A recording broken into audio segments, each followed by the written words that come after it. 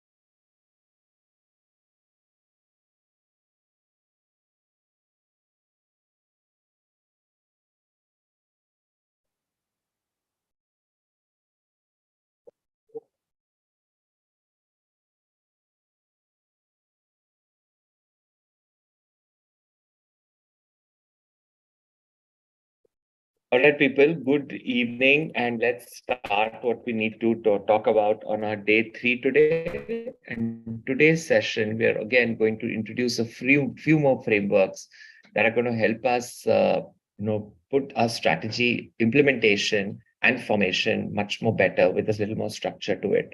So on our day 3 today, the kind of frameworks that we want to talk about are, the SWOT piece. We talk about it today.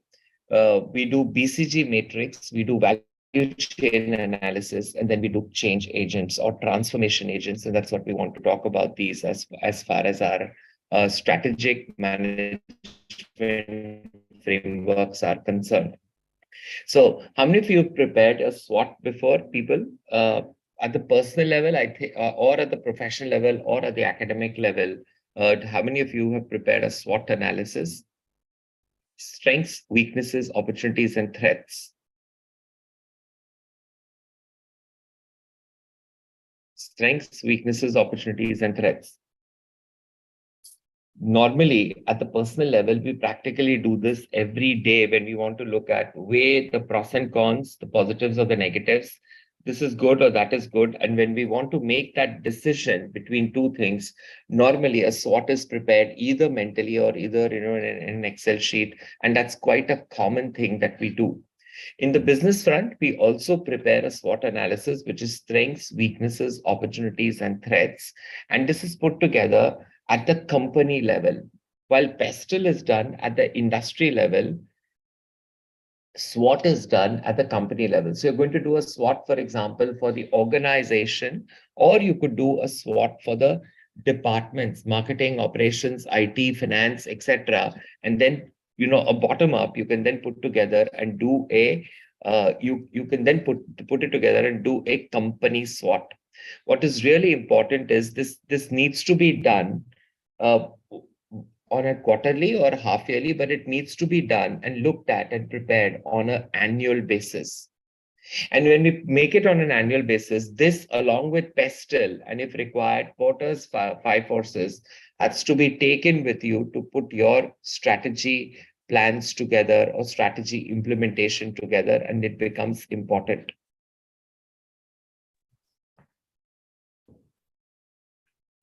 So when we are doing our SWOT analysis, we need to understand that, yes, this is the acronym is strengths, weaknesses, opportunities, and threats. Strengths are internal, so are weaknesses, and opportunities and threats are both external. So that's how it works. This is internal within the organization, and this is external outside the organization. Internal and external.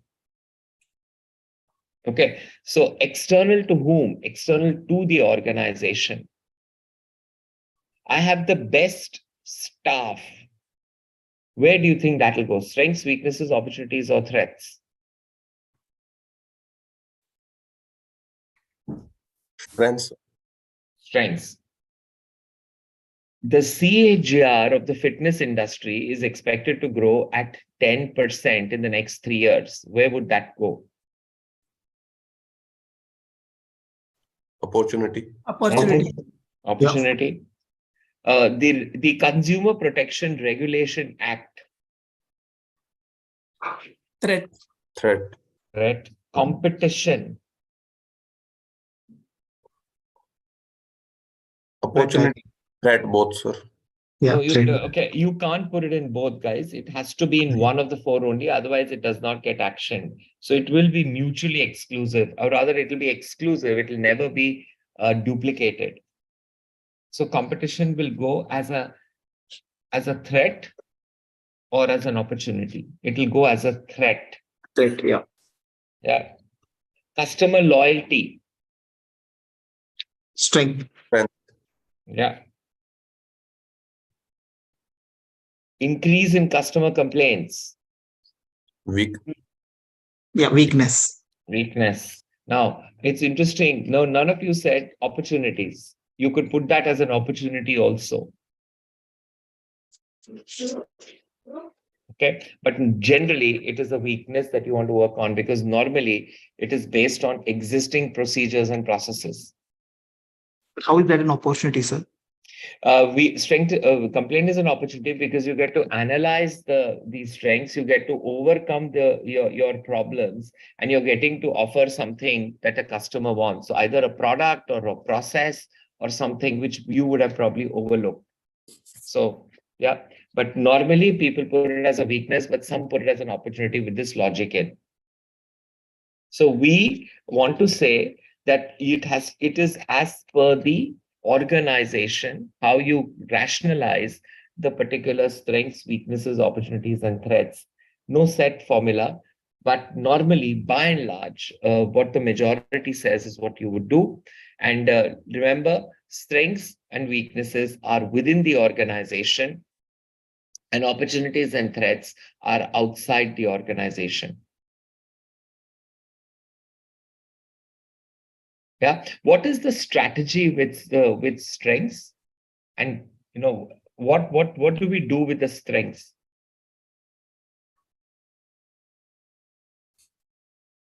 That we can create the benchmarks, sir. Okay. We have the best people. So what will we benchmark that with? It's a competency. Yeah. So what will we do with it? Benchmark with, and when we benchmark, what do we do with it? Then we'll offer the best services using with that resources. So therefore, with all strengths that you have to leverage them. You have to use them. You have to incorporate them. You have to depend on them, and therefore leverage all of them. Communicate them. Okay. What do you do with the weaknesses? We strive to improve Using that weaknesses. Yeah. We only strive or we improve? We improve it. Yeah. So striving is not important. We have to improve. So we overcome weaknesses. Right. Yeah. We remove weaknesses. We overcome weaknesses. What about opportunities? What do we do with opportunities? We take advantage of it.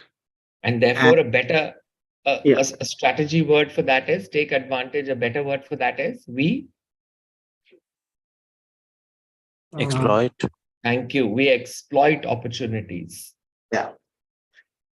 Okay, and what do we do with threats?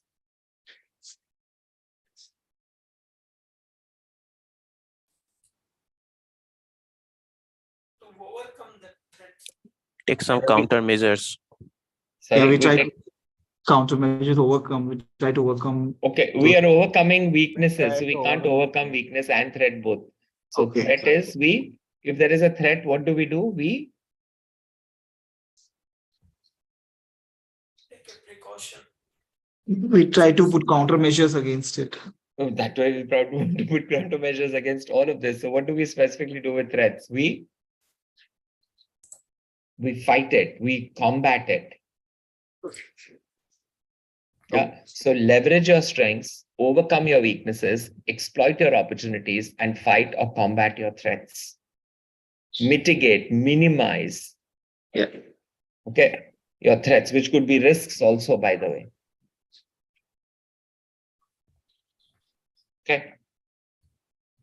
So this is what we said. Now, where do you think you'll get your opportunities and threats from?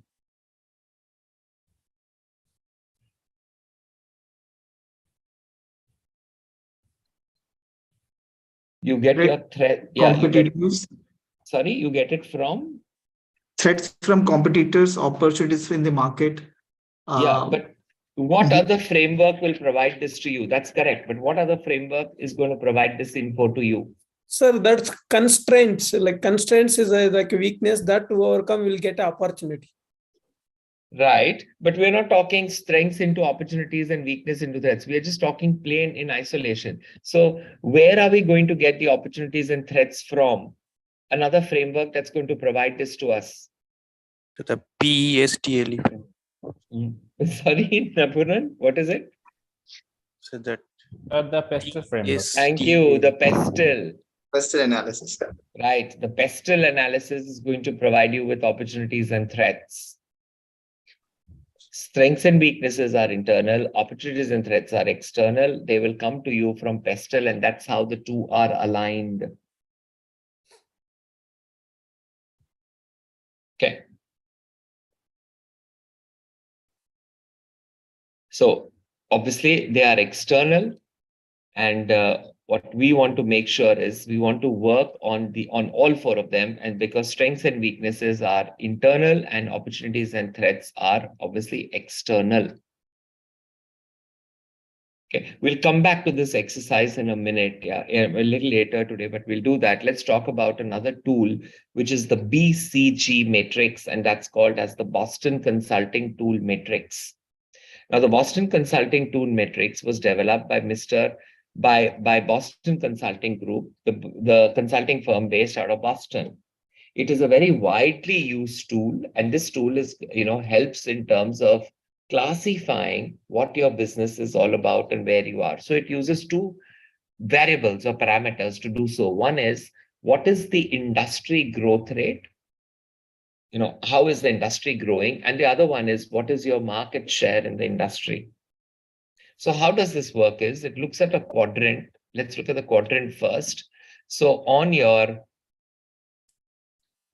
y-axis, you have market growth rate, and on your x-axis, you have market share. So if your market growth is high and market share is high, that's what you want to be, and then you are a star, as in your organization or department or unit is a star. If both are low, then you are a dog earlier. Now it's called as a pet.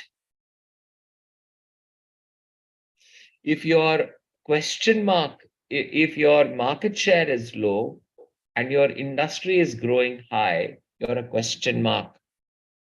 Because why aren't you growing when the industry is growing?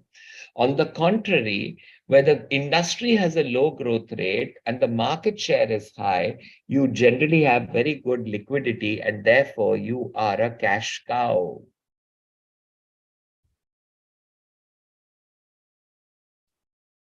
Means we should invest more in this in the cash cows, right, sir? Sorry, say that again. Your voice was not clear. What is it? If in the cash cow, it means we should invest to more in order to generate more revenue. Correct. So your strategy with the cash cow is invest increase your investment, you have the liquidity, therefore we say you're milking the cow. You normally would be, typically, you could be a first mover, you could be a leader in your industry. It's just that you need to push it a little bit more to grow the industry. Okay, so that's my strategy when I look at it as a cash cow. If I'm a pet, then what should be my strategy?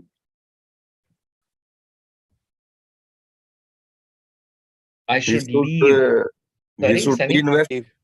de-invest from and come out from that business. Correct, absolutely correct. So we should divest or diversify, but definitely come out of the industry. Unless you believe so that your actions that you're taking will either put you into a question mark or cash cow, eventually into a star. Otherwise, it's best to leave.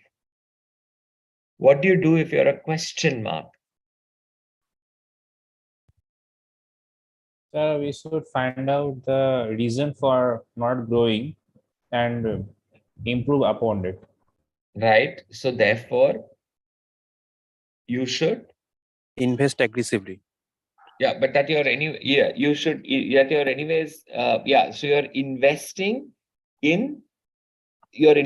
according to customer needs and expectations. You have to align your offerings to customer needs and expectations. And like either it will go to star or it will go to dog, sir. Yes, correct. But the idea is you want to grow to star, right? Yes, sir. So therefore you want to invest or you want to align. What will you produce? You'll produce not what you think is right, but you'll produce what the customer wants. And I think also invest heavily in promotions. Yeah, and So therefore, but invest promotions offering what the customer wants. That's correct. You have to increase in marketing, awareness, promotions, all of that to increase trial and thereby increase usage. Right? Cool. And then if you're a star, what is your action?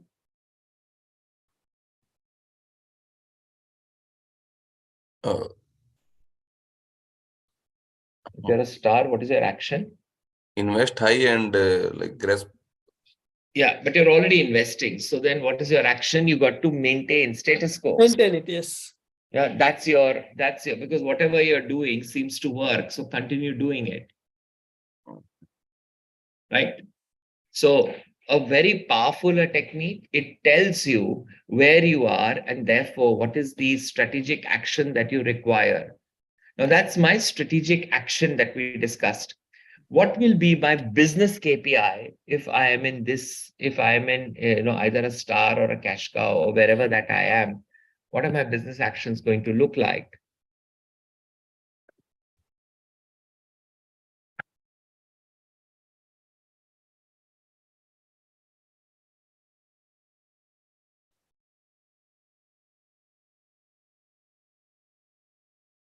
So people, if you're a star, what is your business KPI? Any one business KPI that you can think of? If you're a star? both profit and growth. Yeah. Revenue. Bottom line and top line will be good, sir. Yeah. So what is the KPI? You're going to say your market share is anyways high. Yeah. So bring in cost efficiency. Yes, correct. Yeah. That's a good one. So Yeah, so optimize costs, right? Yeah. So to bring in cost efficiency, that's correct. Any other KPI? You can even come back and say increase profit by whatever it is, or increase or maintain market share. That is all okay. Any other KPI? Can I? Yeah. Liquidity will be there. Good working capital will be there. Okay, agreed. So what is my KPI that I will put? Like we said, minimize costs. KPIs. No, we're saying minimize costs. We are saying maintain market share or improve market share, or we're saying all of that, or increase profit. Can I say my objective is customer loyalty? Yes. Yes, you can achieve, maintain, grow customer loyalties when you're a star. What is it when I am, okay, dogs, you are out of the industry, so there are no KPIs. Question mark, what will be my KPI here? Improving the market share. Thank you. So improve or increase market share, that's one Okay. KPI, therefore increase Increase customer. cash generation. No, cash generation will be market share, therefore profitability. Yeah. Okay, and to increase profitability, what do you want? You want to increase customer base. Yes. You want to increase customer base. And to able to increase customer base, you want to increase, somebody said, no, improve heavily in promotions. So increase awareness, Marketing. Yeah. marketing and awareness of your brand. Promotions. Yeah. Yeah. So those are my KPIs for a question mark. In a cash cow, what are my KPIs?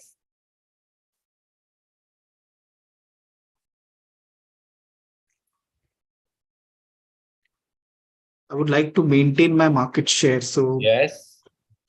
um, So maintain market share is one. What else? Profitability.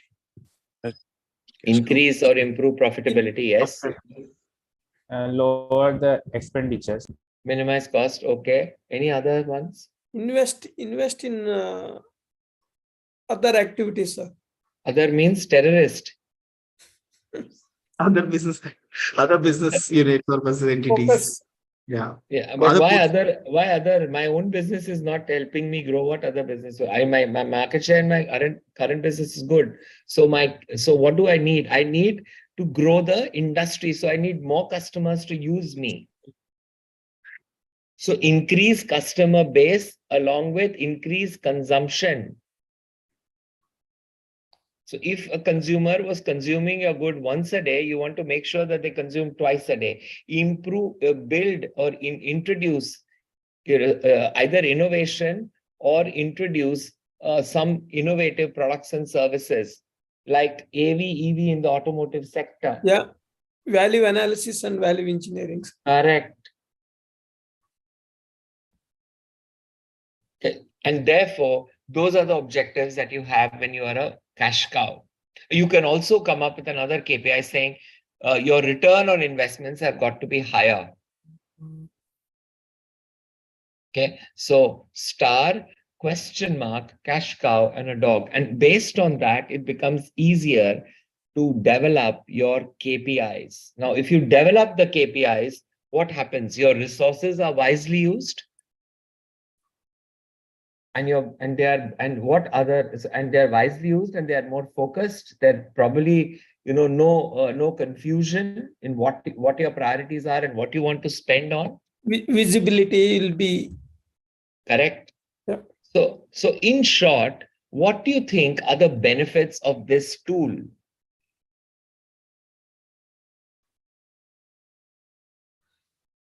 We will be knowing where to allocate our resources. Correct. A very good understanding of where must we allocate our resources because our priorities will be clear to us.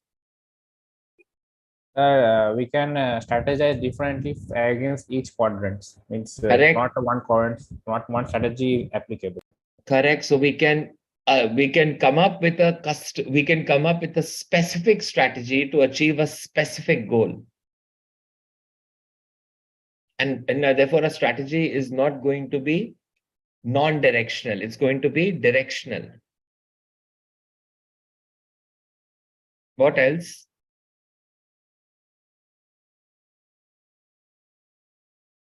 the customer expectation or delight the customers. Yeah, you must delight the customers and therefore customer satisfaction should be high. And therefore, by doing this, you're always doing things for the betterment of the customer, and therefore customer satisfaction and loyalty would be high because you're doing everything for them. You're offering them value. Isn't it? Yeah. And as a result of which, this is a very powerful tool to provide you with these benefits. Now, profiles of products and businesses, which means what must you do, because everything that you do is aligned to your strategy.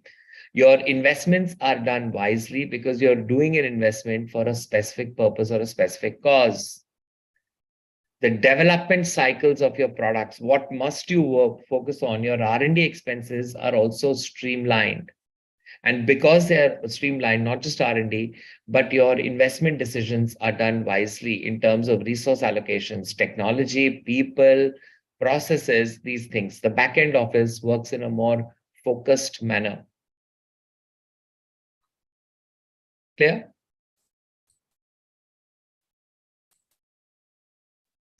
So obviously, market share, how do you calculate market share? You can come up with, your sales. You need to know what is the total sales in the market. And even if it's an estimate or a guesstimate, it has to be an agreed number of the organization to come up with your market share. The challenge is to, come up with a market share these days is a challenge because what organizations are saying is, or what analysts are saying is, the market share is based on what pricing, discounted pricing or non-discounted pricing. What happened to the size of the market? Did the size of the market shrink? And therefore you have a higher market share, or did more players come in and therefore you have a lower market share? What has happened to the market? So these kind of assumptions have got to be made to make it better. If you have the answers, it's good. But if you don't have the answers, then calculating market share becomes a task. Okay. But nevertheless, every organization has it. All that we are saying it, let it be as real, as reliable as possible.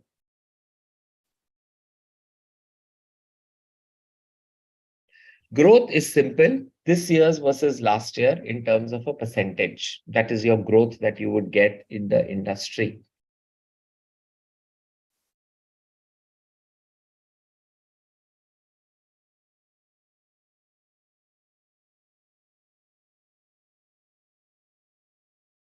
So this is the strategy that we talked about. If you're a pet or a dog product, what you must do is remove or drain or disinvest or divest. It's going to waste your resources. Question mark, a lot of investment is required to get a good return. And if you have it, go for it to become a star. Otherwise, you would become a dog if you don't do it. Star, maintain whatever you're doing because it's good. And cash cow, you milk because you have the liquidity and you invest so that you're bringing about some kind of innovation for growing the industry. Okay, so companies should milk, companies should invest in these stars and maintain, companies should discard the question marks to become a star and therefore heavily invest. And lastly, you should liquidate, divest, or reposition these pets. Okay, any questions on BCG? For the last quadrant, sir, now I'm talking about the dog quadrant. We are talking about like liquidating that, right? Right. And I have read somewhere like you can liquidate until, or you can keep it until you have a strategic sort of I cannot frame the question properly, but just say it's it, like, that's okay. Until you have what you were. yeah. So we are saying that we will try to liquidate the business units or the portfolios that fall under the dog quadrant, right?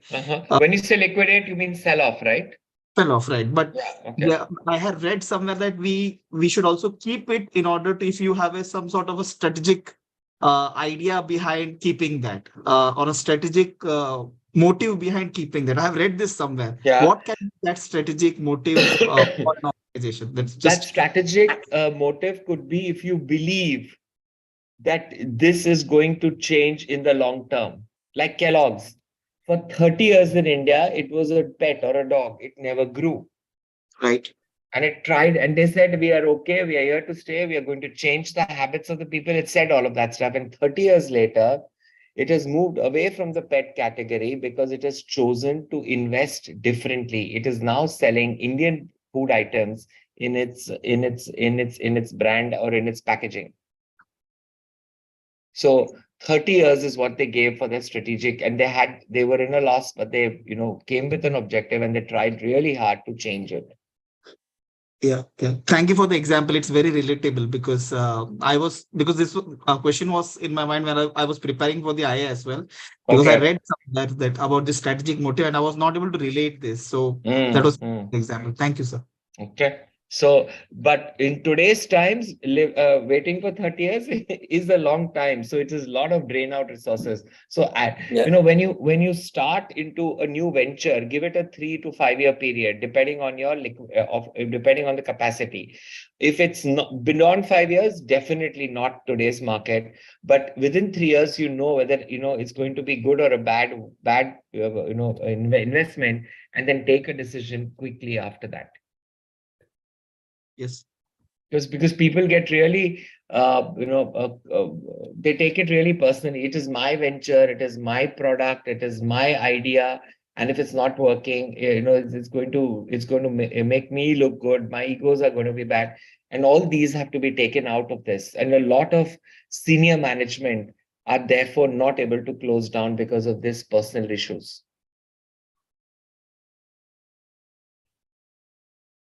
Okay. So that is basically what a BCG matrix is, if done properly, very, very powerful in terms of what it can do. Okay, can we start putting in examples in these quadrants now? So I think for a dog, we already did that with Kellogg's, but if there's anything else, you can let me know. Any other example for a pet or a dog besides Kellogg's? Can we say Nokia? A Kodak. Kodak, Nokia, correct, all of them there, and they did intelligently, they came out. HTC. HTC, yeah, okay. Yeah. Now let's talk about one example. Oh, sorry? Sony phones, the Sony. Sony smartphones. Yeah, Sony Smart. Yeah, Sony phone market never did well. In spite of it tying up with Ericsson, it did a little bit better after that. No. What about a Star? So Maruti Suzuki cars. Maruti Suzuki car is a Star. You think so? Sir, they are holding 54% of the market share. Yeah, but which market now again? It is not your SUV cars, right? No, sir, it's family, means like small cars, which are Yes. catering to the middle class. Okay, so in their category, so therefore, now you look, see the market share picture. You're talking about a market share, not in the automotive, but in your segment. And in that segment, you can say we are holding 54% market share. And if the industry is also growing high, then you can call the brand as a Star. So saloon cars or even smaller cars than that. All right, so we'll put it. What about brand like Pepsi? Cash cow. Brands like Pepsi, Star. Yeah. Also Now, which market are you looking at? Therefore, if you're looking at the Indian market, then obviously it's not a Star in the Indian market. Where would you put? Okay, let's talk India as a reference since we're talking. Where would you put Pepsi in the Indian market? As a cash cow. They have a high market share? No, actually. No, they don't have a high market share. They are a question mark. And that's why what they did to bring about growth was local partnerships with Dukes and the likes of the others. And now with Campa Cola coming in the market, it's really going to have a bigger impact on the brand. It is launched, right? Campa Cola is launched in the Indian market. Yes, sir. Already done that. Okay. Now, so question mark. What is a cash cow? Example for a cash cow?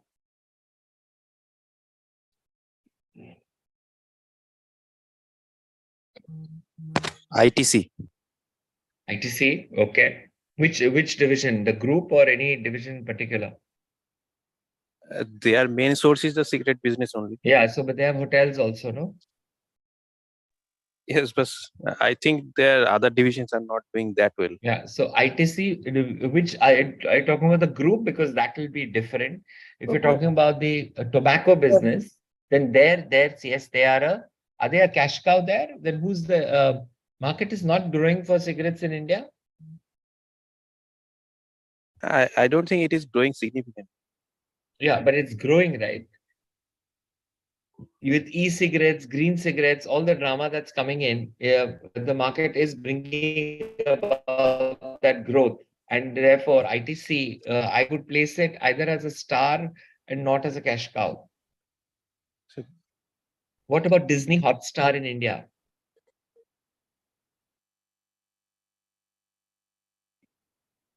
Question mark or a star or a cash cow?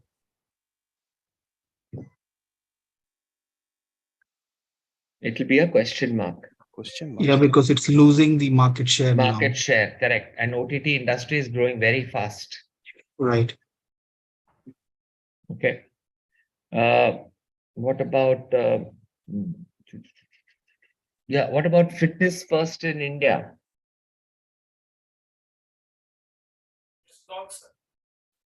Fitness first in India is a dog. The industry is not growing.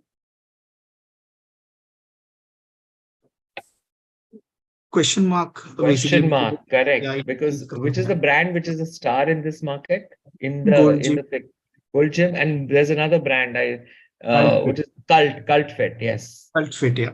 yes, they are actually the star, and they've changed how this segment is completely.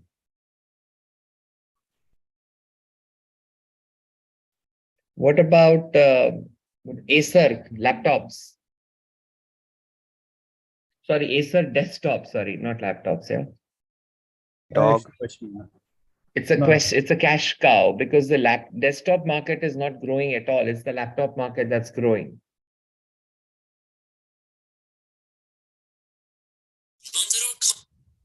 Okay, so you need to within the organization level decide what is it that we would like to do. You can come up with assumptions also and saying this is the assumptions that we have, and based on the assumptions that we have, we are saying whether it's a question mark or a cash cow or a star or a dog. Clear? Any questions, people?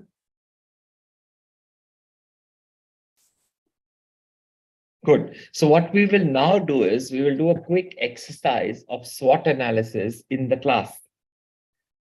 And for the SWOT analysis in the class, let's do it on a brand that we all know. And that brand is the class itself, which is strategic business management. So we have about these 4 sessions that we have. So for our class, what is going to be our strength, our weakness, our opportunity, and our threat? Okay. And what we will do is we will put you into 4 groups.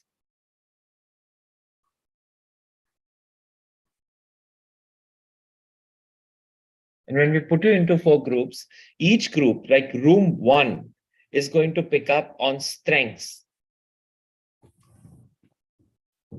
Room 2 is going to pick up on weakness. Room 3 is going to pick up on opportunities, and room 4 is going to pick up on threats. Okay, so strengths, weaknesses, opportunities, and threats. And in the interest of time, I just want you to put in 2 points together. So 2 strengths, 2 weaknesses, 2 opportunities, and 2 threats. Is that clear, people? Just mention the topic once again, sir. The topic is the class, strategic business management. Management tools. Okay. Yeah, this subject, this class. Okay. Okay.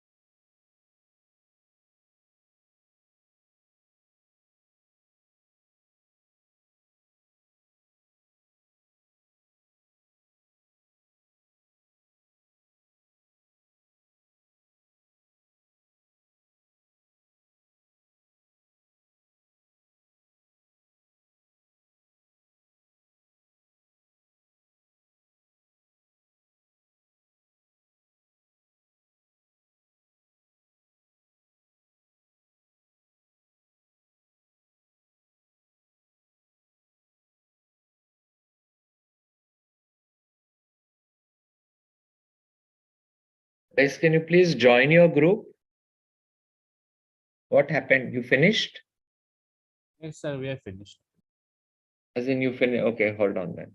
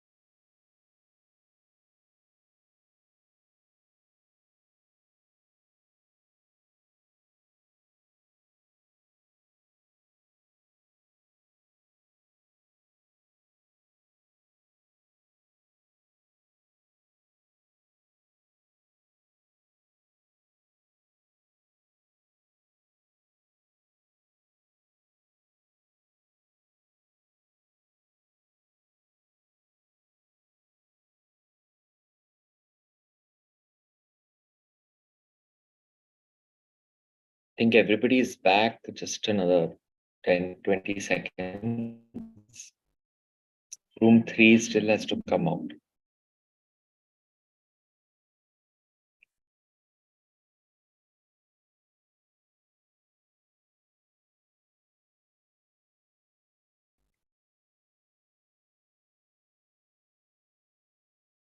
Okay, cool. I think everybody is back. Let's get started. So can I start with my first room, please? They were out very fast, so let's hear it from you guys. What is the strengths that you put in? Sir, the first strength will be diversity. We Cool. are Hello. Yeah, go ahead, please.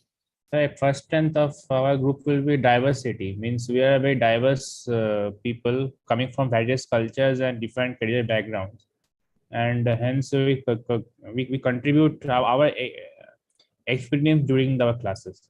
One.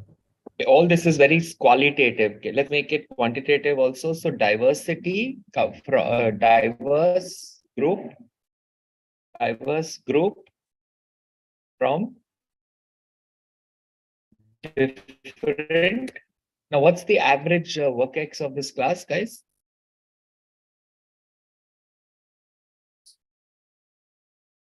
Yes, hello. Is it how many years is it? 10 to Sorry? 15. 10 to 15 years. So 10 or 15. What do I put? 15? Okay. Combined work X of how many of you are here? You're about 8 of you. So if I say 15 into 8 also, and that's about 120 years of X, combined work X. Okay. 15 Now- might be too high. Okay, what is it then? 10 or 12? 10 will be better, sir, in that case. Okay. So about 100, about 90 years. That's what we are saying. 90 years or 90 plus years. Let's put it that way. Diverse group from different industries. And what are they? What are some of the industries that you are working for, guys? Sir, power and energy, Construction industry, sir. construction, pharmaceuticals, And manufacturing. energy, construction, Aerospace. pharma, aerospace. Okay. Cool. All right. What is your second point now? second strength will be unity. Even though we come from very diverse backgrounds, we keep united in the class, and if any problem comes, then we come together and try to solve the problem, or we share our knowledge with others in the group on and also experiences, so that we can help each other out in their career lives. Really? That's what this group does? Or that's what you think the group does? No, I'm just kidding. Really, that's very commendable if the group does that. Yes, sir, we do that. Okay. So support group members with issues, solutions, right? Hello. That is your problem. That is your strength, right, class?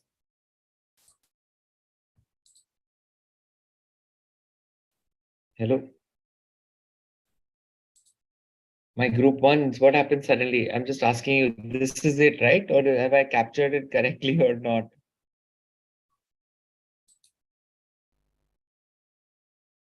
Happened. Jyotishma, what happened? Is this correct or not? And Mr. Rahul, you were in the group. Is it correct or not? Hello? Hello, can you hear me? Yes, I can. Yes, This sir. is The strengths, I think you've correct. captured it correctly. That's what we were Okay. trying to say. That's what you also try. That's what you were trying to say. All right, cool. Let's move to the next room now, which wants to talk about weaknesses. Yes, sir. Insufficient time to study, prepare, and master the subject in 2 weeks. But let me play the role of the devil's advocate. When you signed up for it, you knew it, right? That it's going to be a 2-week commitment for per subject. I mean, exactly that we can just understand the only But then the you signed key up for it, key right? So points. then why? So if you signed up for it, why is that a weakness? No, sir. I'm telling that you can't masterize a complete subject. That is my point here. Agreed. But then what will, if you highlight a weakness, what will be the solution for it?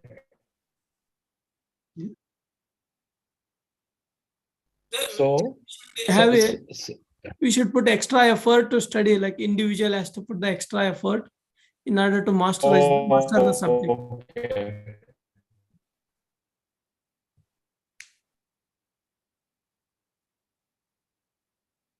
Okay, so therefore, what are we going to put as a weakness then?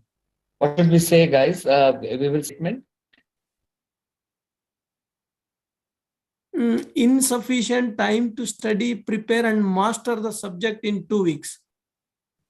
But then a whole life is less to master. So let's say volume of information may limit retention and application in 2 weeks. Yes. Yeah. Okay. All right. High volume of information. Let's put it that. And we are saying may limit retention and application. Retention in 2 weeks. May limit retention and application. Okay. All right. Fine. Any other weakness? And the next weakness is IAS exams or TA sessions unable to attend on weekdays due to overlap with working hours. But again, isn't that schedule given to you earlier? Our strategic business management happened when? No, it's not in terms of strategic. Sergi, this is for our class, right? Strategic business management. Yes, sir. So if it's not for this class, then we don't need to put it here. Any other weakness? Anybody else also, guys, if you have so? Any other from room 2, please, if you have any other? Example, today's class, sir, insufficient student strength for partnership activities. Good point. Insufficient, what is a quorum or strength, class strength? Yeah, class strength, you are right. Class strength to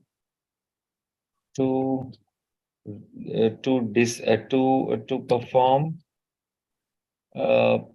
group activities or group activities, correct? Group activities in live sessions. Yeah. Right? Yes, sir. Good. Okay, we're saying limited class strength. Let's put it like that. Yeah. Okay, good. Now let's look at opportunities. Opportunities? Yeah, sir. So we identified 2 opportunities. One is so this subject as an IA, internal assessment we have. So we can exploit this IA, like maybe we can declare that at each live session, there will be a short period for discussion on the IA questions. That might help in increasing the class participation. Okay, so that is a suggestion for weakness point number 2. Yes, but it is actually the opportunity. What is the opportunity? The opportunity of this course. The external fact. The opportunity is we have an IA, so we are exploiting that fact that we have an IA. That is an action, right? What is the opportunity of strategic business management? To exploit the IA to do something? That's not an opportunity. Yes. That's an action. And that action, what you just said, Nibun, is going to go right here to address W2. That's a recommendation. That's a suggestion. Okay. Yeah. And another thing I thought, the upgrade already has an assignment submission system in place. So maybe if we could create a graded project or maybe non-graded project, that might help in increase participation. That is an opportunity. Okay, that is again an already- action. That is again an action. What Okay. is the opportunity of this course? Sir, we can analyze our capability gaps, sir. Okay, and therefore, can I say learning and applying Different concepts at workplace?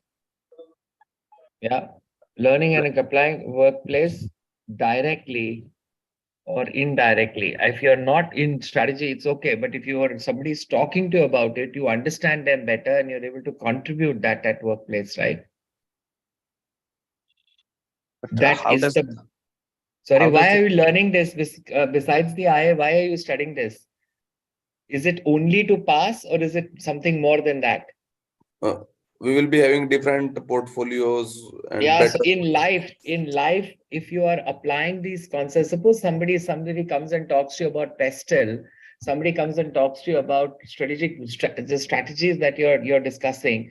What are you going to do? Are you just going to admire what he says, or are you going to contribute what they say? The latter, hopefully.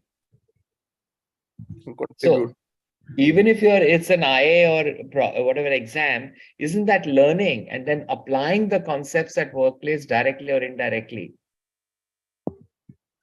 And if this is not an opportunity, then I'm sorry, all of us have failed this subject. No matter what you get in your exams, does not matter. Because if we can't apply it at workplace and upgrade ourselves and create a market value for ourselves, I'm sorry, but we are wasting our time then. And there are better things to do than to waste your time on this. So learning and applying all the concepts and theories that we're studying in this class, we would apply this eventually at one date or the other, directly or indirectly. And that is the thought that we should create. We don't agree with O1, or we agree with O1, and not forcefully, please, genuinely. Agreed, sir. Yeah. What about others?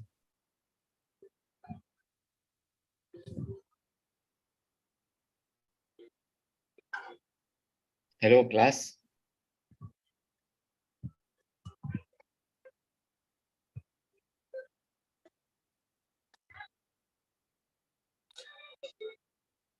Silence means definitely yes. I'm taking it at that. Okay. Any other opportunity, guys?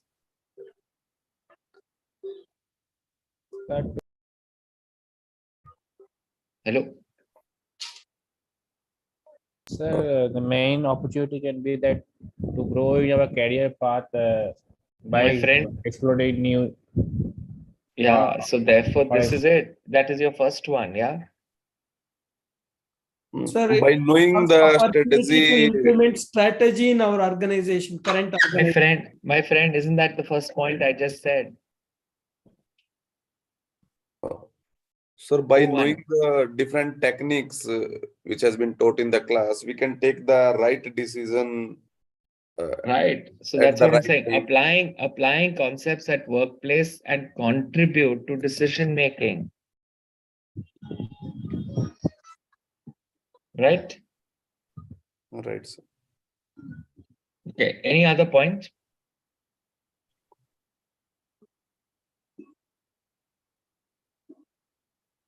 Now, all of you are, if you have 90 plus years of experience, diverse industries, you're problem solvers. Is there a networking opportunities? What is the class strength, by the way? 95 around. 95. Wow, 95 of you. What a waste. If do you network? Yes, networking is the one of the best opportunity. Correct. And that has to be exploited. Network with peers. Learn, grow, good practices. Share good practices. Discuss, solve. refer, all of these can happen. All of this can happen. This network with peers, you learn, you grow, you share practices, you discuss, you solve, you refer, solve business objectives, problems. Okay? And this is very, very important. If it's happening, it's awesome. But if it is not happening, guys, it is an opportunity loss. And there are 95 of you. It's not a small number. And is this happening, guys? O2? Not really. Not really. Okay, fine, fair enough. But that's an opportunity. Yeah, still it's an opportunity. Threats?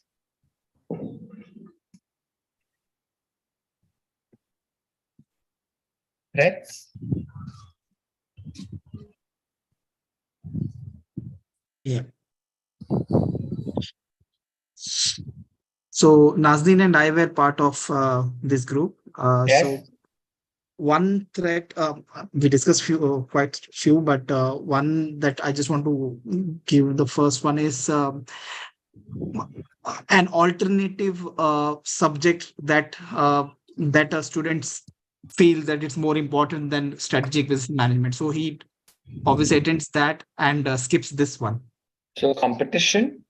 Exactly. Yeah. Competition and belief, right? Right. Belief of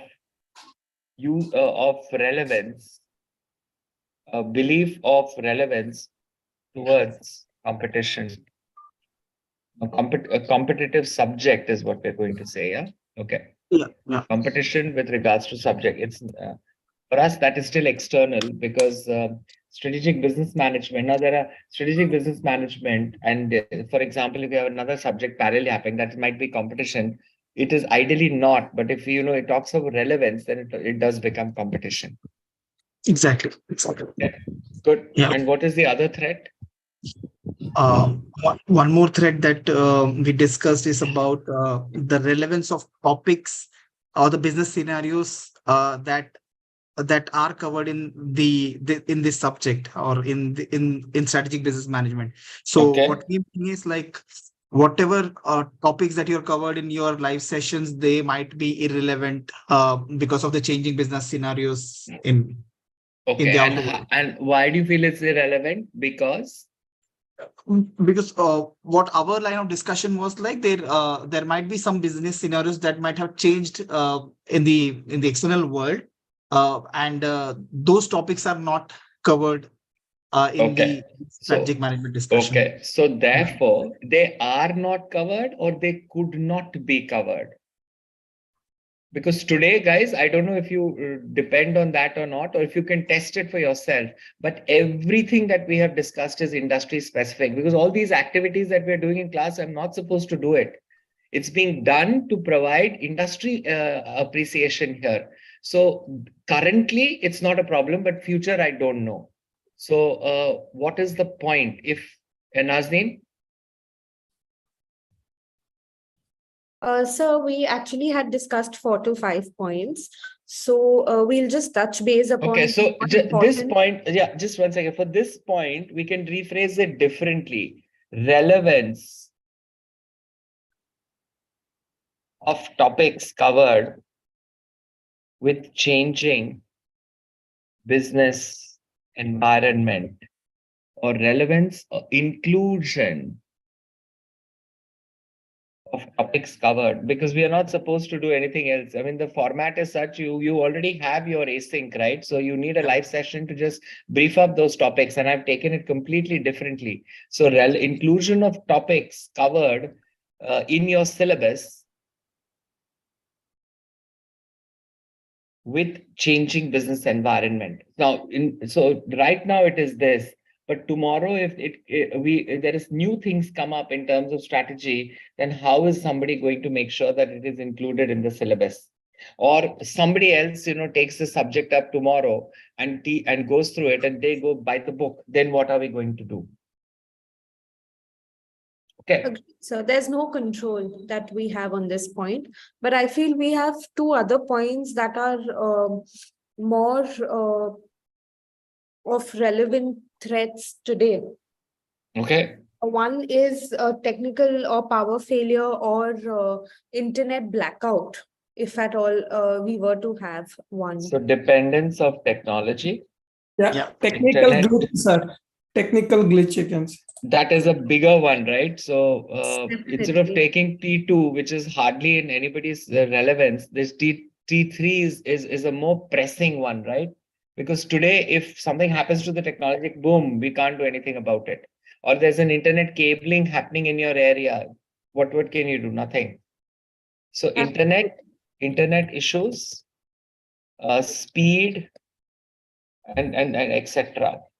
And along with that, it's dependent on technology. So along with that, there's uncertainty, which is whether a COVID, etc.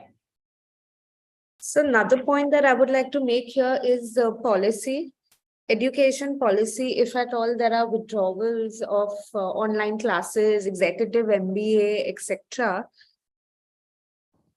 You mean to say government regulations towards Government regulations, education policy.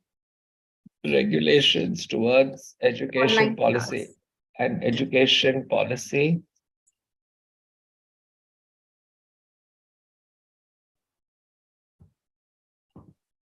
And therefore, they say education policy online classes. Okay, fine. If increase in the fees also, it's a threat, sir. Okay, so that is, of course, okay, that we will not talk about that. That's that is 4 points here. So yeah, of course it is a threat. But yeah, but if the market is changing with a lot of uncertainty, they might just do that, and they might do it faster than otherwise. Yes. Okay, More cool. that, So these are my threats. Now now is action time. So which ones do we want to leverage, guys? S1 or S2?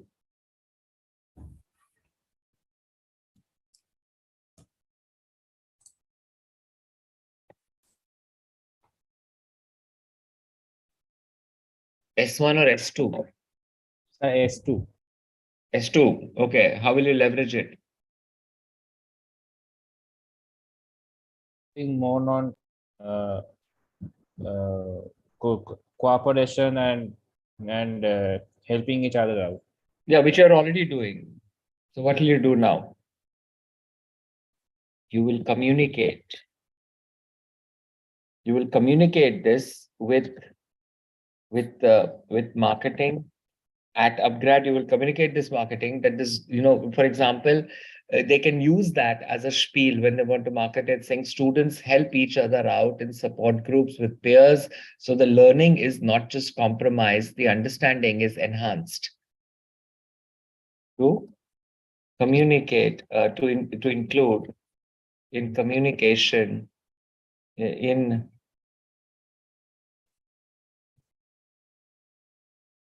strange activity.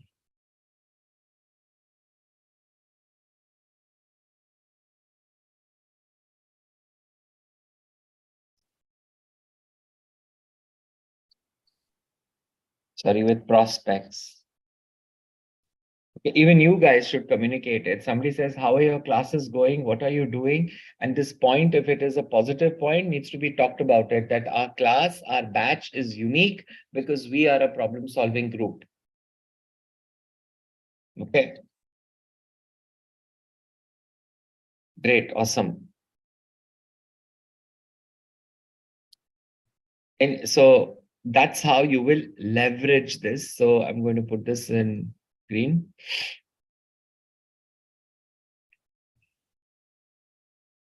Okay. Now, any other points on how you want to leverage it, guys?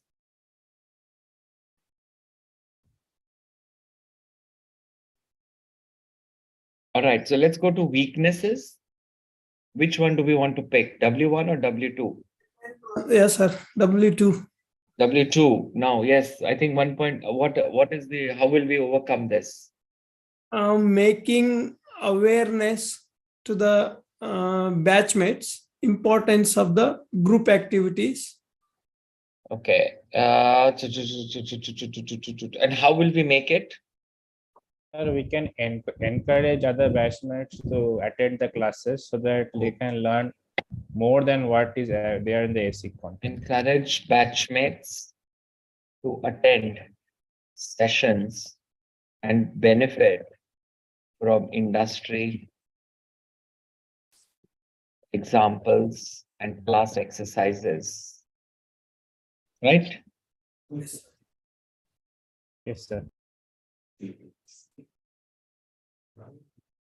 And guys, this is true, yeah. Attendance is not compulsory, but in my classes, when I am going to look at people attending, and especially to the extent that I can, of course, and I can see the answers that people will write in the IA and also in the TE. So generally, when people attend, they get the grasp of it and they write exactly more or less on the lines of what we've been talking in class. So obviously, those people get better marks than those people who are just reproducing what is there in the public domain and not adding any value to the comments. So yes, that is directly or indirectly reflected in what we talk about. So it is there. And if it was in my hands, people not attending, I'll give them a straight 0 because I want attendance more than the assignments. But this is something that the college has not done. And I'm asking them to do it, that out of 4, at least have 50% attendance of students to attend the sessions. Otherwise, it is really, my opinion, it's a big compromise to learning. So yeah, any other comments there? Maybe we can put this point down as saying, make attendance mandatory for at least 50% of the sessions. So 2 out of 4 can easily be, and it's on a weekend anyways. So I will still do my pushing there. I will keep on doing, but the one good thing happens is instead of a webinar format, we have a breakout room or an interactive format that at least encourages people to talk and discuss, because in a webinar format, learning, in my opinion, is compromised. So at least that part is resolved for me particularly, and I get that support in terms of putting a breakout room at each of the session. So that's cool. Any other? So I think that's, we've talked about it, right? 2 points for limited class strength. Yes. There was somebody saying something. I think we captured that point here. Somebody was saying something in O1 or O2, and we said that's an action. And I think we captured it here. Okay. Yeah, I think they were referring to the discussion on IAs and Ts. Yeah. Yeah. So, sir. Yeah. Okay, so the inform students, the inform batchmates of doubt clarifications and discussions on IAs and TEs.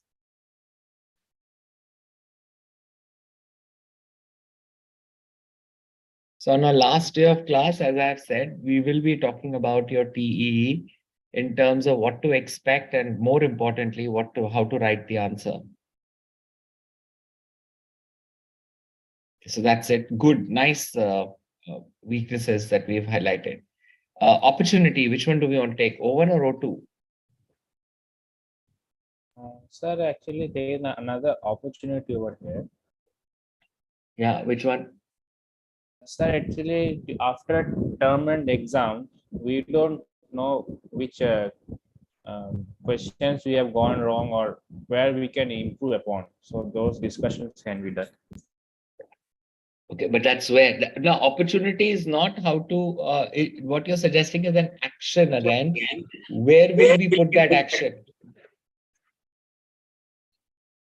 Is it for a weakness or is it for the opportunity? Because that is action. Okay, so let's take O1 and yeah, let's take it. And here, what is the action that you want to talk about?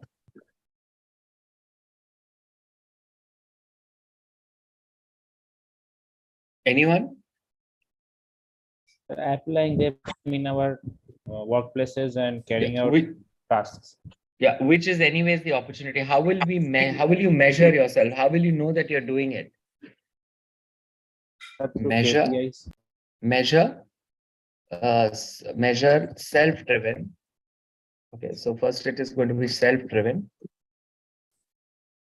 Measure contributions made at workplace relevant to SPM. Okay, and keep and count and measure it.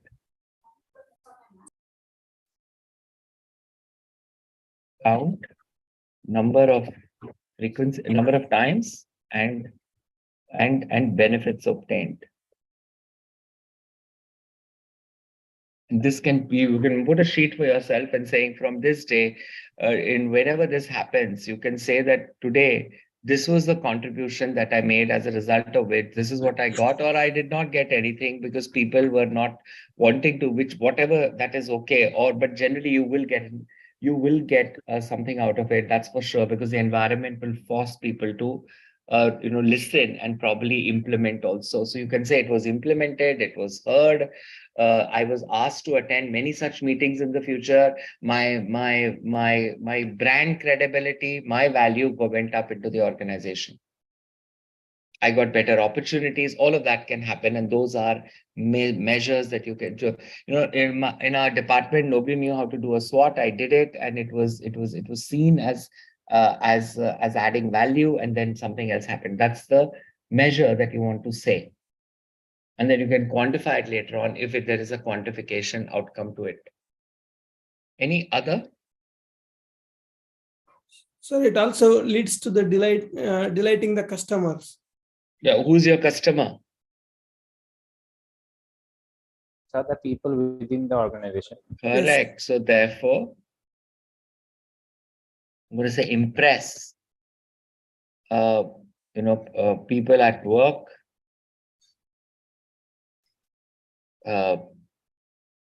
Academics, personally, with knowledge gained.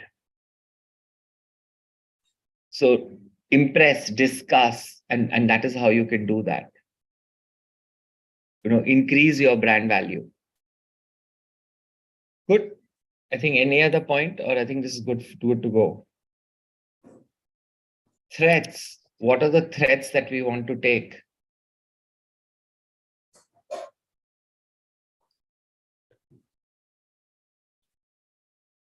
A T1, T2, T3, or T4? So T2. T2, inclusion of top. No, let's not take this, Baba. What you want to do? My friend, okay, let's see what is the option that you will say. Okay, go ahead. Let me hear it. Hello, T2, combat. Sir, actually, AIs are coming into picture. So probably in the future, some of these the subjects may become irrelevant as AI. My friend, again, let me draw your attention. We're talking SBM. This is not AI, Python, data analytics class. This is not that class. So AI and strategic business management, and let's talk. AI is coming, AI has come. So, but how is it related to strategic business management? Yeah. This is not risk. It is not business analytics. This is not business statistics. There where you can say we want to learn newer techniques. And that's perfectly correct there. But here, besides AI, what is the other point?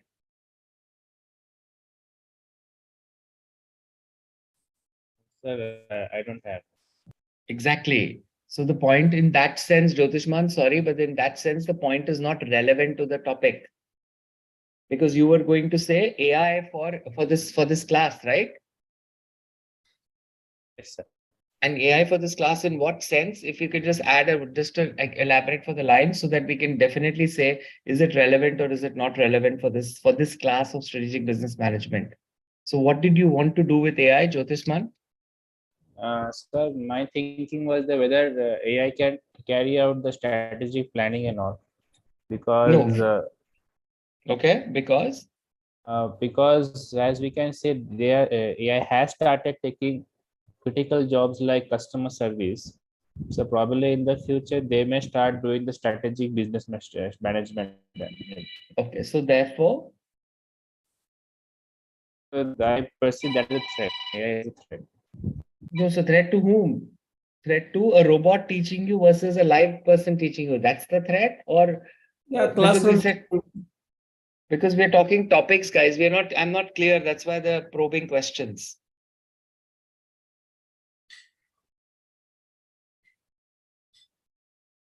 Tomorrow, now look at you also, Jyotishman. You're throwing something in the air. Tomorrow, AI can take SBM topics. We all know that. Are they taking it today? Is the question.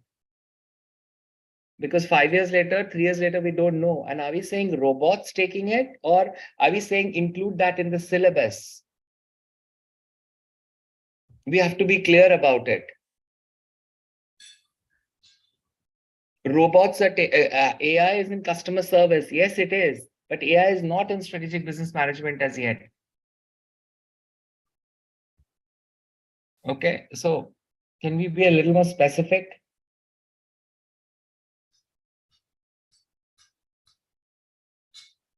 Okay, so that point will not be relevant here. I think it was, yeah, Jyotishman, that point will not be relevant. So therefore, any other points for this point itself? If you want to talk about syllabus, so therefore it should be ensure that syllabus is relevant to industry. And if it is, then that should be talked about when they are onboarding students, that this whatever is being taught about is actually industry specific. And who is going to ensure this?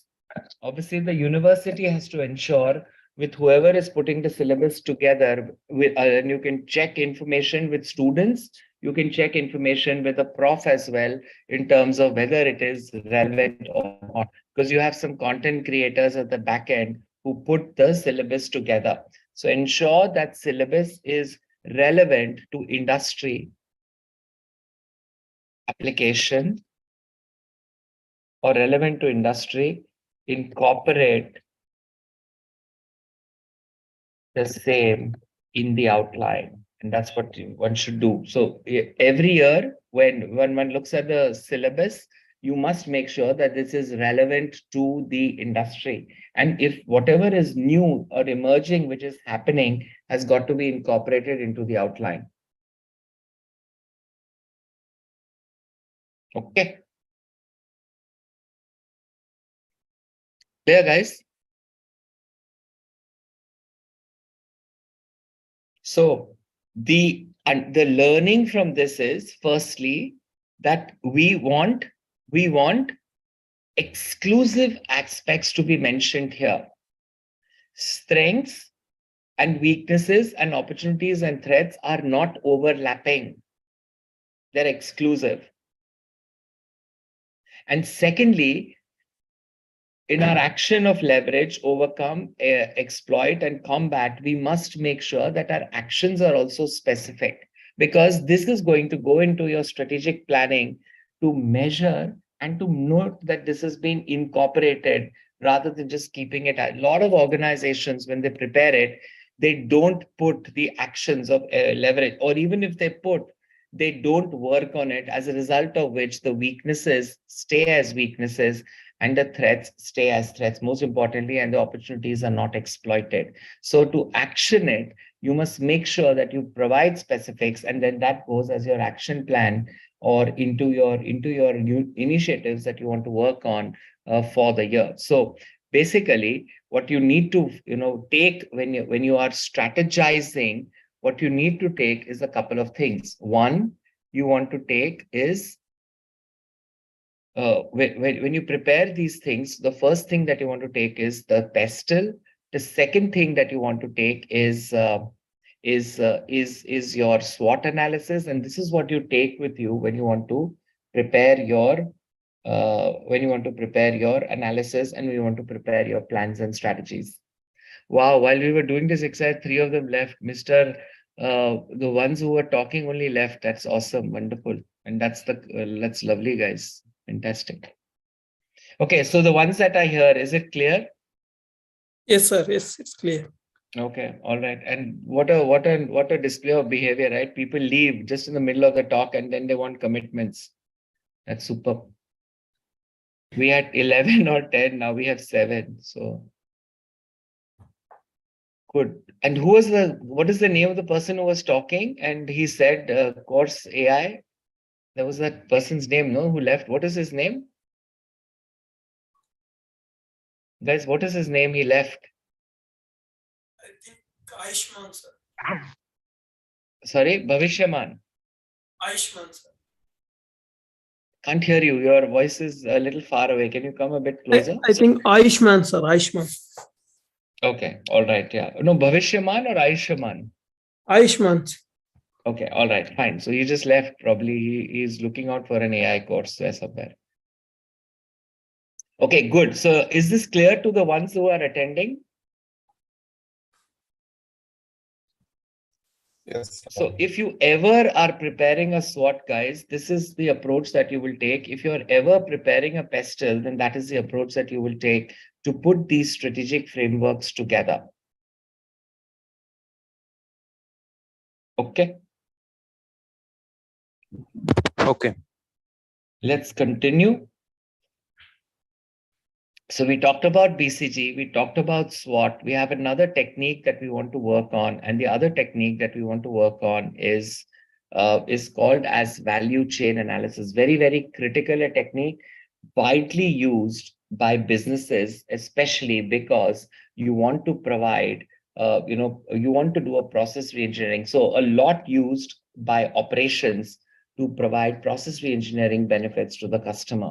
The two reasons why you do this is you want to do cost advantage and you want to do differentiation, something that strategy is expected to deliver today than it was ever. So you want to provide the cost advantage and you want to create a differentiation at the same time.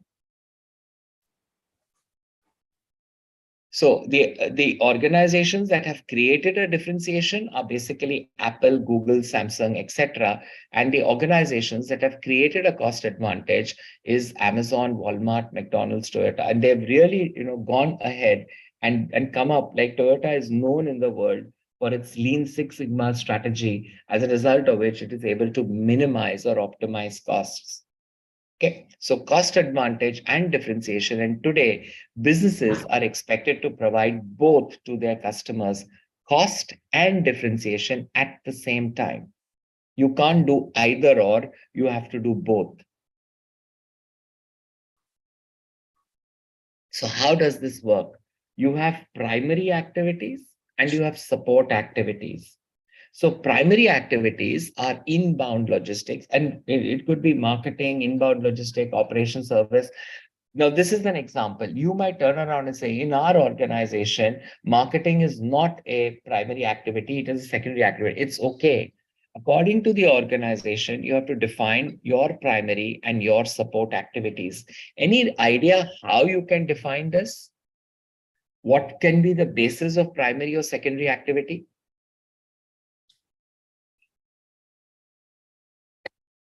Primary activities concerned with main core activities, sir. Mainly it's core activities for the business. Okay, so then are you saying that human resource technology procurement are not core activities?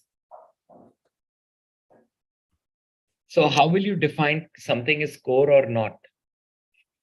Sir, we can define as something called primary as. Hey, welcome source. back. I thought you left. No, sir, I have a network issue. I'm actually Okay. in a marketing visits. So I Okay, have network okay. issue. I thought you left suddenly. So I thought probably, No. all right, welcome back. Tell me. Sir, primary activities, those activities which deliver the product, starting from this procurement of raw materials to the finished goods and also delivery. Secondary Okay, but activities, okay. And secondary? those which help in the process. Okay, those who provide support. Now, primary and secondary activities, the definition of that is always all activities that are directly impacting the customer are primary activities. Those activities which are indirectly influencing the customer are support activities. So in an organization, typically HR is a backend or a function. Technology, IT, operations also is a backend function. But in some organizations, operations along with business handles clients. And in that case, operations becomes a primary activity. So you have to take into account your activities in business that are directly meeting or interacting with the customers, and they are primary activities. And those activities which are not become support or secondary activities. Yeah. So that is the first step or the first stage that you will do when you're looking at primary and support activities. In our second stage, what you do is you look at allocating cost to each activity. So in my primary activity, what is the cost? And in my support activity, what is the cost? And even if it's an estimate or a guesstimate, it's worth its while. So you must put a cost next to each one of them. And then through the cost, you must say, we say which of these activities are directly influencing the customer, which of these activities are going to influence customer satisfaction and market growth. And those activities are going to be prioritized with regards to budgets, applications, and not to say that the other are not, but that is going to be, given a second preference rather than a prime preference. In some organizations, all primary activities get a different bonus, and all support activities get a different bonus based on their interactions based on the interaction levels to the customer. That's what happens in most cases. But through a value chain, if you want to invest, if you want to grow, if you want to prioritize, then this becomes a very strong chain of reference, frame of reference. And a lot of organizations are doing this right now, which is putting together a VCA or a value chain framework or a value chain analysis. And that is basically the steps that you will put into account, or that you will put to make sure that your VCA analysis is successfully carried out. Okay. Now, allocate. The most difficult part in a value chain analysis is allocating of costs. It's very difficult to come up with an internal estimate of saying, hey, this is how this activity is going to cost, and these are the investments that I have got to make. Because HR, for instance, is a pan-organization function. What amount of its time is it spending on marketing or IT or finance? Very difficult to calculate it. So finance usually uses some kind of a formula to be able to put that blanket costs for the different stuff, for the different departments. But that may not be the best way to do this. IT has gone little better here now, because it has started recording the tasks that it does for the different businesses. And then the cost that it allocates is dependent on the activities or the tasks or the helps that it has done for businesses. Yeah. So this is another framework, which is the value chain analysis. If you look at cost advantages, these cost advantages can be on different formats, which is economies of scale, learning and spillovers. Economies of scale is there. Are you utilizing your machines, your equipment to its fullest or not? Are there any learnings? There is out of stock, not proper stock managed, and then you need to look into that. Production capabilities. And that is telling you, are you utilizing your stocks well, or there is too much of stock left? What are the linkages? And the linkages mainly are all got to be to your strategy. If it's aligned to strategy, it is of priority. Otherwise, it is not a priority, sometimes not even required.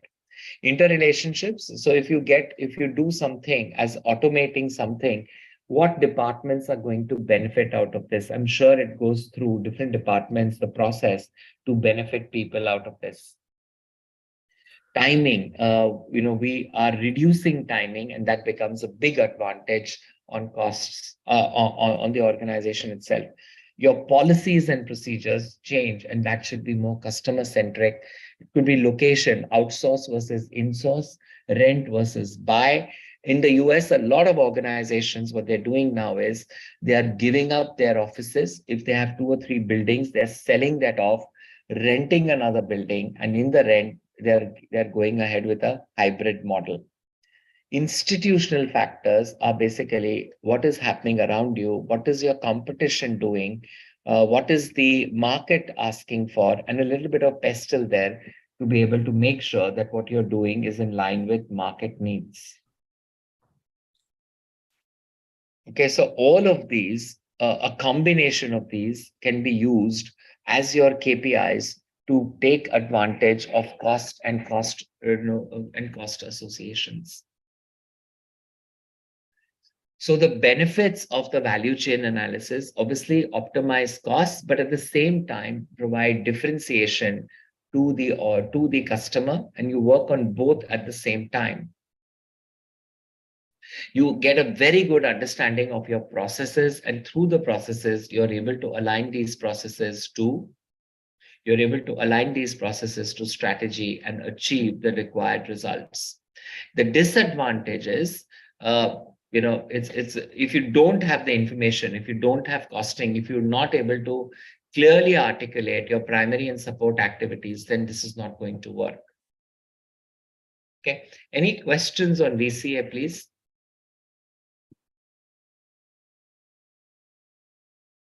Any questions or clarifications needed on VCA, value chain analysis?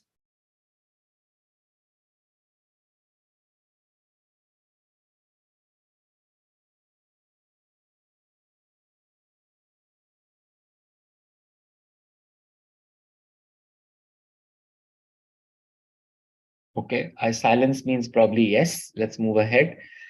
Change agents. What are change agents? Now, change agents are transformation managers. And who are these transformation managers? These transformation managers can be anybody and everybody. Transformation or change is not the responsibility of one person or one department. It is across the organization who needs to work on this. Sometimes it is a combination of inside and a consultant. Sometimes organizations only get a consultant. Now that model is not going to work because a consultant coming in, asking you to change, there's a lot of resistance to change. And hence it has to come from within. And it needs to come from top downwards, and you've got to lead by example to make sure that the organizations take benefit out of this. Okay.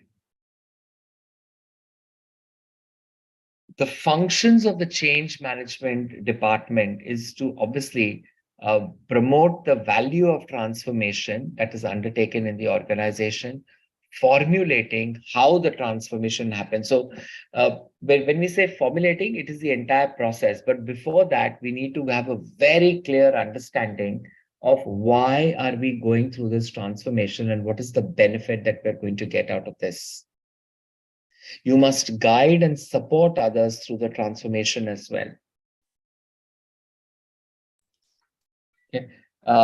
Guide others means other departments, obviously, as to tell them what is the benefit of this and remove all kinds of anxieties in their minds. Because if there is an anxiety, transformation will never happen. You must ensure that your processes, policies, procedures are benefiting the customer and helping you achieve your desired or your strategic outcomes.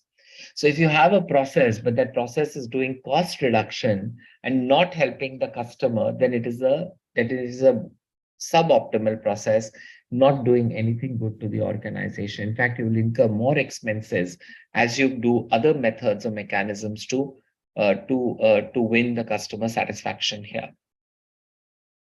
Okay.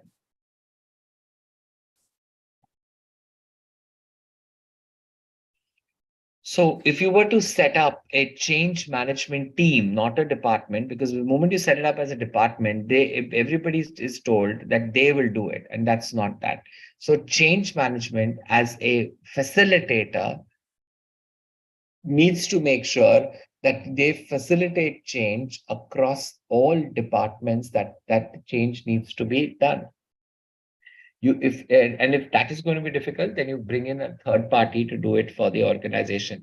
So they say wherever McKinsey goes, people leave because they look at the organization structures and the first thing that they do is cut jobs. They find it redundant. That's them. So therefore, it's very difficult to accept what they say. Hence, it's better to do it in-house with people doing it internally, and then need for change has to be done. So obviously, they are more of a facilitator, they are more of a counselor, they are more of a, they are more of a a friend, a mentor that's going to help you go through the change. Okay. So while some change agents specialize in one role, there are shifts in roles depending on the needs of the organization. And that's what we say. Change agents have got to be playing different roles to make sure that the change happens. And it is therefore a collaborative effort of the entire organization to do this. Otherwise, it's not going to achieve. So in the past, people used to hire somebody called as a chief transformation officer, or CTO as they call it. And when you're hiring a chief transformation officer, what they're doing is one person responsible for change does not work. And then that person, before even completing a term or a year, is asked to leave because it's not yielding any benefits.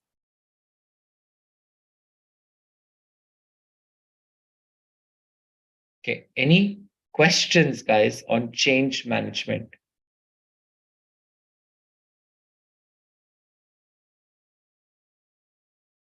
Sir, if this change agent, it can be anybody, no, or the company tells no, he will do somebody. No. It is usually a person. Somebody has to take the responsibility. So there'll be one person. So the company will appoint, for example, you. They'll appoint you as a change facilitator.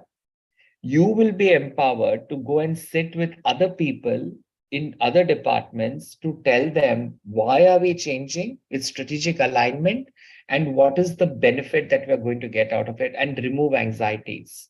So as a result of which, ultimately, you're not going to be dictating, you're going to be collaborating.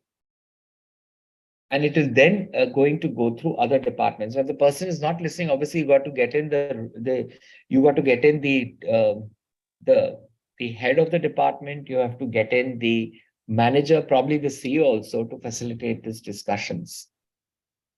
But yes, anybody can be who has the potential or who is seen as a facilitator in the organization. You must have a good working relationship with people. When I say working, if means whatever you say, people should listen to you and implement, rather than having the choice and saying, okay, you've said it, now I'll decide what I want to decide. So you should be empowered to do so.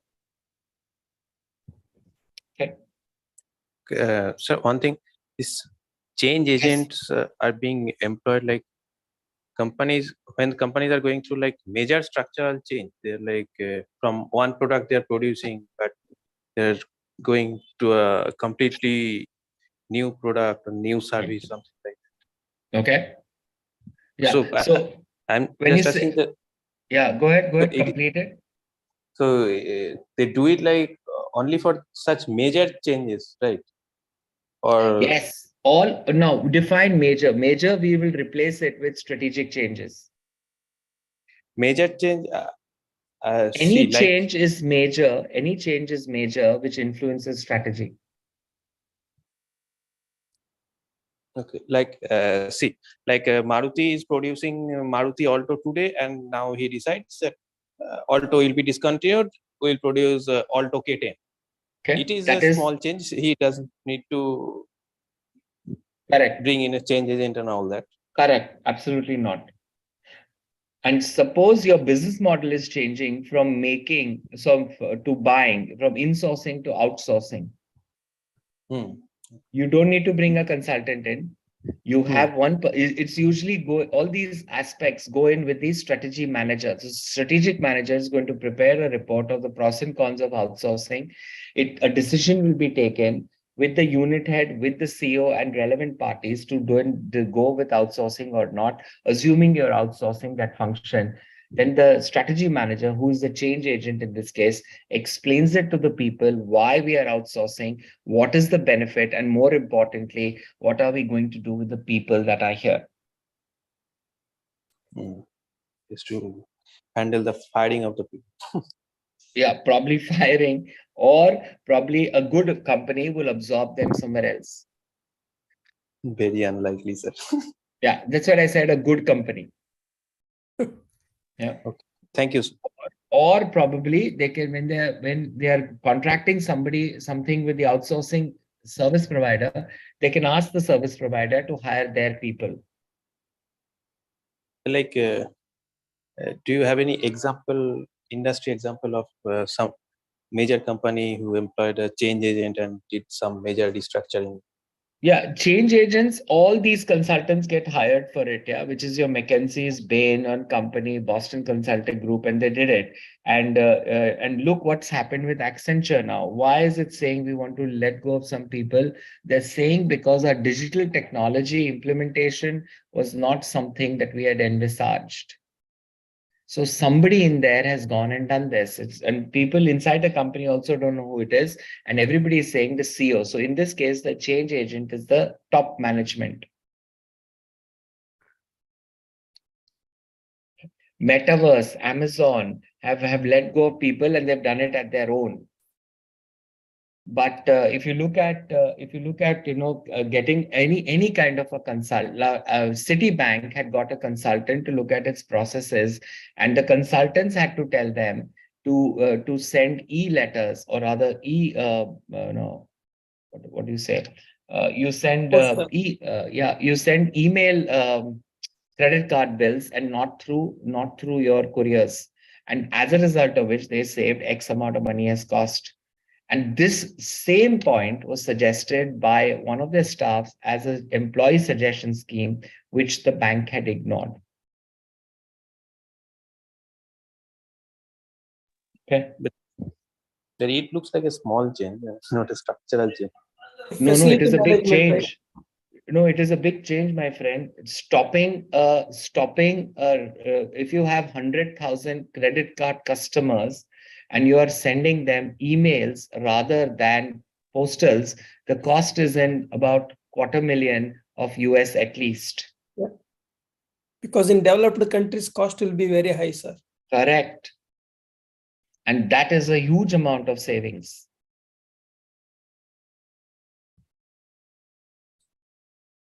Okay. Sir, I have a question in value chain analysis. Mhm. How the globe, the food supply chain impacted during COVID-19 and the economic crisis? Example, you can say 2008 or 9. Is there any the big 2008. Okay, 2008, it was not very severe. 2020, it was disastrous. Yeah, supply chain issues were a big disaster, 2019, 20, 21.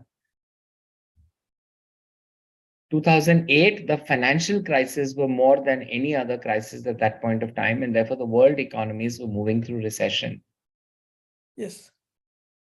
Right? Yes, sir. And container prices have not even stabilized right now. Correct. Shippers are quoting like $2,500 they are quoting today, and tomorrow they will quote $1,000. And therefore, if you had a profit last year, there was a CEO of a bottled water company, and they said, you've made this profit, so next year looks promising. And he said, I don't know, because supply chain issues are still on, raw material prices have gone up, and as a result of which, our costs have gone up. Yes. And as a result of which, the profit that we made is all going to be eaten up by the delta in cost that we are going to incur. So that was his speech at the annual general meeting, when you talk about profits and when you talk about dividends that they want to give to their stakeholders or shareholders. Okay. So supply chain issues this year also, they are there, and they're going to be probably worse than, because inflation pressures are already higher. So the cost of goods obtained is going to be much higher than the cost of goods sold. I mean, it's the same ultimately. What I'm saying is the revenue earned from the customer is going to be much less than the cost incurred to provide it. That's the reason all the prices are gone up. Correct. The prices have gone up. Yeah. And therefore, a lot of countries, including India, has started to focus on make in India. Yes, sir. Okay, with the Ukraine war, wheat has become a problem. Russia, wheat has become a problem. So there's a lot of rethinking of your business model as to which country are you going to now rely or depend on. Okay. Yes, Rahul. Hi, sir. Can you hear me? Mm-hmm. Uh, I just had one question on the current restructuring that many of the organizations are going through, right? Mm-hmm. Where do you think this is a strategic failure, sir? Like, because I mean, obviously, when they were recruiting in such large numbers the last couple of years, right? Did they not foresee that this was about to come, or I'm sure it's not because of the current financial situation No, that it's the US not. is going through, right? They're not. They had disaster last year as well when they gave huge amounts of stimulus packages to people during COVID. So they were so these unemployed folks were rich because they were getting a stipend every month. So therefore they were buying, and when they were buying, the price of goods, was high because the supply issues existed. And if supply issues existed, price was high, and then the US economy had to pump up and come back on track. So if with technology on the rise, all of these firms overestimated the demand. And they did not do their pestle right. They overestimated the demand. They were not cautious in hiring, and they were not cautious in spending. They really went, you know, they really went berserk about it. And that's when the markets hit again. With all the things that happened last year and this year, the first quarter, things are not conducive enough for them to sustain themselves. And they said they overestimated the market demand. Right. Yeah. Thank you, sir. Yeah. So a cautious approach would be better than a very overambitious approach. It's a kind of lean, sir, cautious approach. Correct. No, but they're really cautious. If like everybody said, e-com, Amazon. Why is Amazon laying off? Amazon said e-commerce is going to grow big time. Millennials, Gen Zs, everybody is going to contribute to its growth, and some double-digit growth was expected in 5 years' time. Now, the behavior of the Gen Zs and millennials have changed. They're now moving to offline than online. And with that change, it suddenly asks people to relook at things. Yeah. So from online, in many places, visit to a mall or visit outside is very high. Like in Dubai, for example, if Dubai is going to talk itself as a retail capital of the world, and retail is very high here, online is not going to work to the extent that people say that it is going to be. So it's going to you have to look at your market dynamics and your people's social behavior.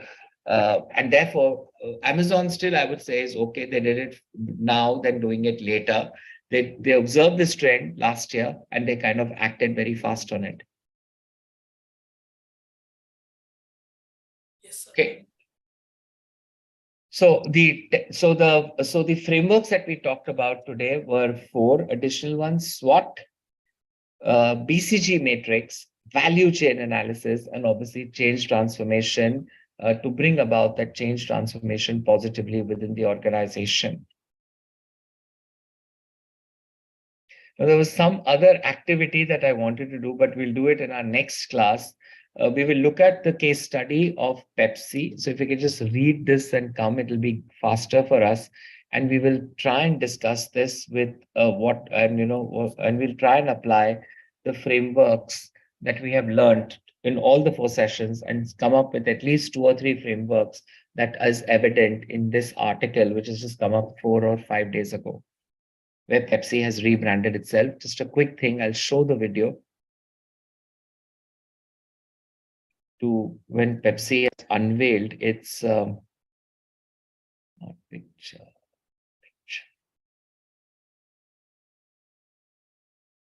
It's here again.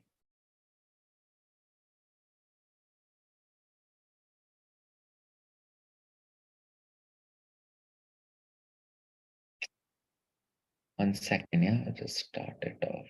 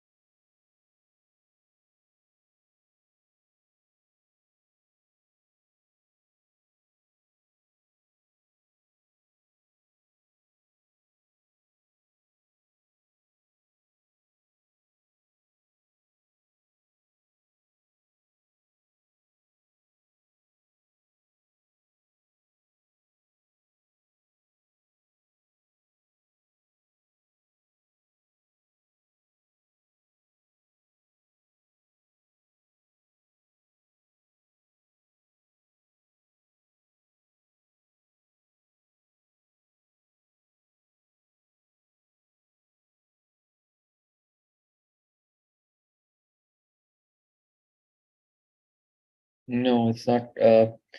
Anyway, if you read the article, guys, what the article says is, very quickly, you just take a look at it. But what it says is,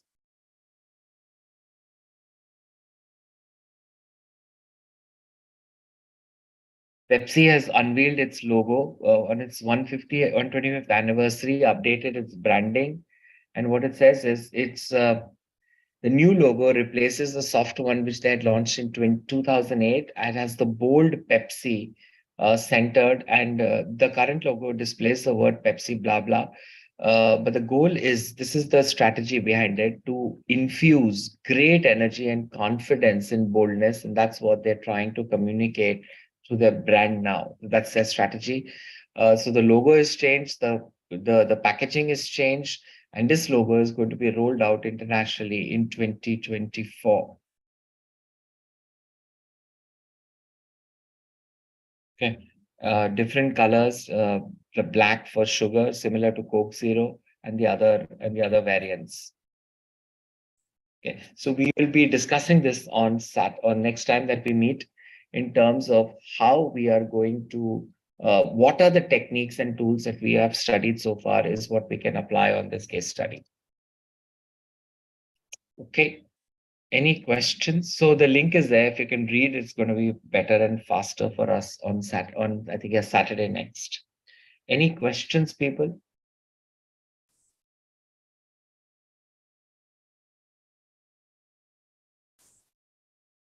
Cool. So then I think we've covered what we had to for the day. We'll see you on Saturday. Great. Have a good week ahead of you. Thank you, sir. Thank you. All right. Bye-bye. Thank you. Bye-bye. Please give the feedback as requested, and then you can exit, yeah, because I think the feedback link is given. Yes, sir. Okay, thanks.